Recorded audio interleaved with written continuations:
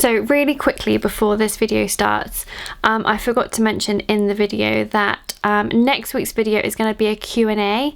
Now a few people have asked me to do a video about sort of like starting a business and having a handmade business, but I thought it would be fun to do not just a business Q&A but sort of like a sewing dressmaking business Q&A. So basically what I'm after is any questions that you've always wanted to ask me, or any questions you have, please comment on this video and then I can use them in next week's video. So it can be anything. It can be tips or tricks, or like how I started, or I don't know what my favourite thing to make is, anything. So if there's anything that you've been wanting to ask me, please comment below and I will answer it in next week's video.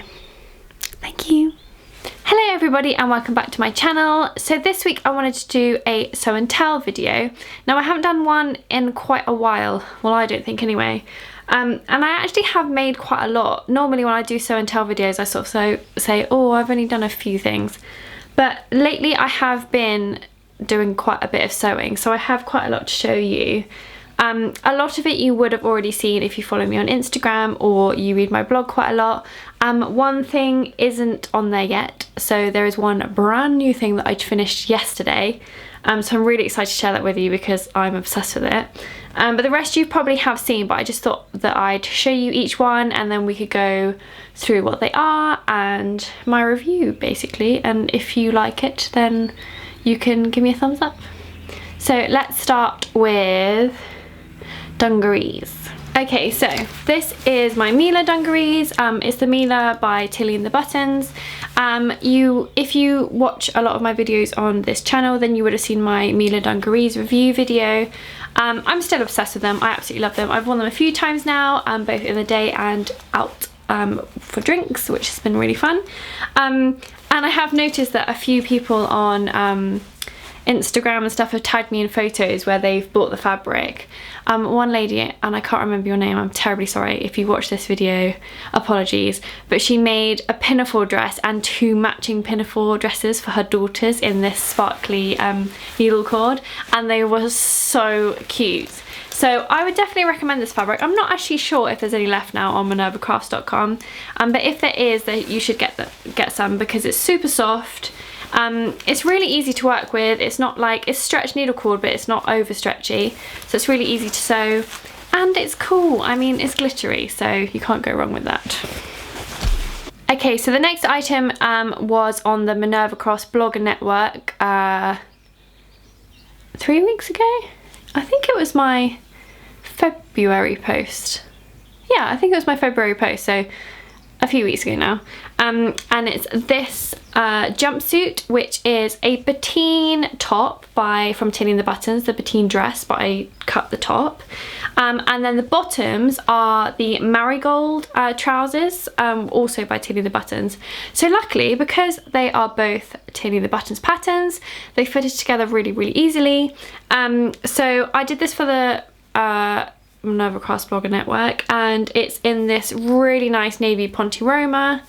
And again, secret pajamas. Oh my god, so soft, so warm, and I don't know, I think even though they're quite casual and sort of like baggy, they look quite chic. And I also wore this trampolining. Let me tell you, jumpsuits are great for trampolining because you can jump up and down, but in a nice thick soft Ponte Roma, a bit too hot. So after 15 minutes you do get a bit sweaty. So I mean, if you're going to wear a jumpsuit trampolining, do, but maybe use a thinner fabric. Anyway, I did include the pockets on the Marigold trousers because, you know, I love pockets. And actually I'm really, really pleased with this. I did have to add a zip at the back, obviously, because otherwise you can't get in and out of it. And I did mess that up slightly. To tell you the truth, I nearly finished it and then I was like, oh god, I can't get in. And then stupid of me was like, oh, I knew that I had to get a zip for it, and I bought a zip. I just forgot to add it in because obviously it wasn't really in the instructions because it's a hack. Anyway, so my brain wasn't working that day, so actually I had to undo the facing and then put the zip in and then redo that bit, which meant that I tapered it off at the end. So the zip only goes down to here. Now what I was supposed to do is cut the bodice in half, adding 1 centimetre of seam allowance either side, and then putting the zip in, so that I sort of like put the zip in and then sew up the bottom to cover up the end. But I didn't do that. I had to like taper it in, so it looks a bit messy. It doesn't look messy at the back, but it doesn't look as good as it could be. But apart from that, I love this. So easy to wear. So if you want a comfy soft jumpsuit, then definitely give this pattern combination a try, because I love it and I would definitely make another one. Okay, so if you are an avid follower of the Minerva Crafts Blogger Network, and you also follow me on Instagram, you would have seen my Kilo wrap dress by Named Clothing.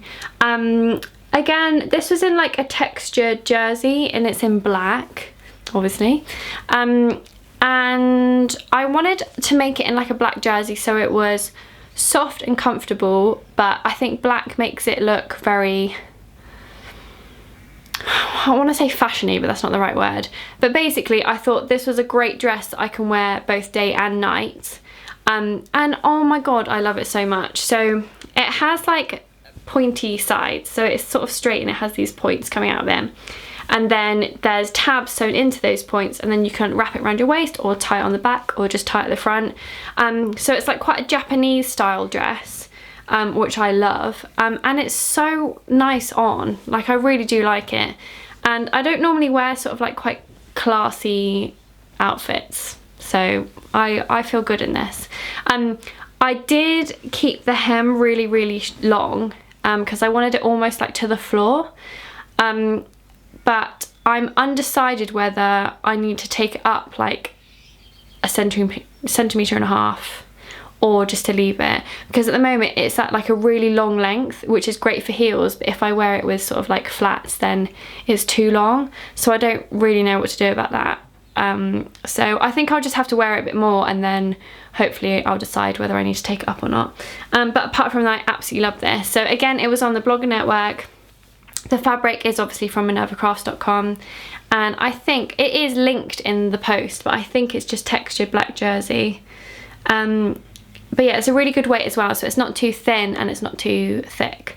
So this will be really, really nice to wear out, maybe for spring evenings as well, so it's slightly like thicker, so it'll keep me warm.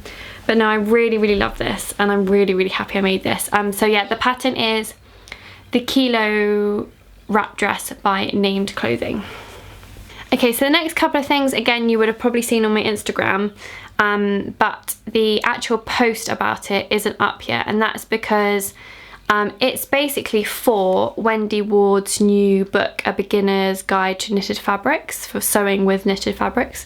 And I was one of the lucky bloggers to be chosen to sort of review it. And me and a few bloggers have been making items and then did like a huge post about them, which is going on the Minerva Crafts website. And basically Wendy Ward's book was so popular that all the pre-orders were already sold out within like a week. So I don't think they released the blog post yet until the second pre-order is out. I've forgotten when that is, but it's very, very soon. So the first item is this striped t-shirt. So these are things I made from the book patterns. So this is called the Peak t-shirt. Now I made like a cropped version, so it's not like super long, it's like a boxy cropped t-shirt. The great thing about this book is that all the patterns in there are very staple loungewear items that you can tailor to like make anything. So this is the Peak t-shirt, but you can make it into a dress, you can make a long t-shirt, you can make it a cropped t-shirt like this, you can add sleeves. So they're all really, really versatile, which I like because it means that you have like staple patterns in your wardrobe, but each one can be tailored for like a different occasion. So yeah, I really, really love this. I did it to the exact height I wanted. It fits really well. Also, can we just appreciate that I tried really, really hard on my pattern matching, and I actually did it. That is the sleeve. Look at that.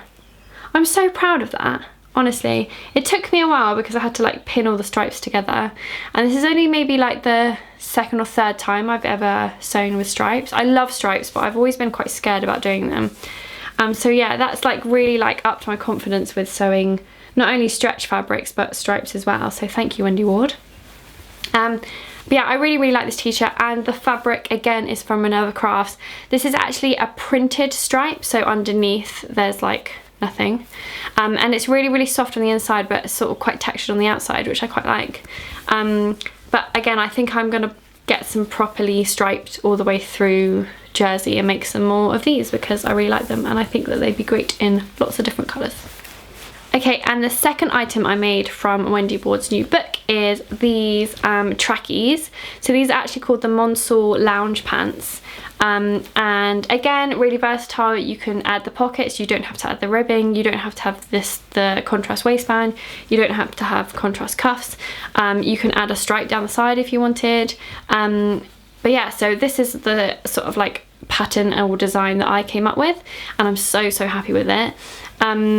Really comfy to wear. Again, fabrics are from minervacrafts.com. This is sort of a thick grey sweatshirting fabric, and then this actually is just normal orange cotton jersey, which I use for the contrast bits, and it worked really well because I think because it's like a cotton blend, it's not so stretchy, so I could still work with it, but it wasn't sort of like an ag to sort of attach it to something not so stretchy. But yeah, I absolutely love these. I wear them all the time for lounging around, and yeah, I just really like them, and I would definitely be making more. In fact, I think my sister wanted me to make her a pair, I can't remember, because she sort of noticed them on my chair one day and was like, oh, they're cool. So yeah, really happy with these. So again, thank you, Wendy Ward, and if you haven't got / pre-ordered her book yet, then you should. So just visit her website and get it, because I would thoroughly recommend it, especially if you are slightly on the fence about whether you love sewing with stretch fabrics or not. I thought that I was quite confident in sewing stretch fabrics, and then I read her book and then I was like, oh my god, like so many things that annoyed me about sewing with stretch fabrics were answered.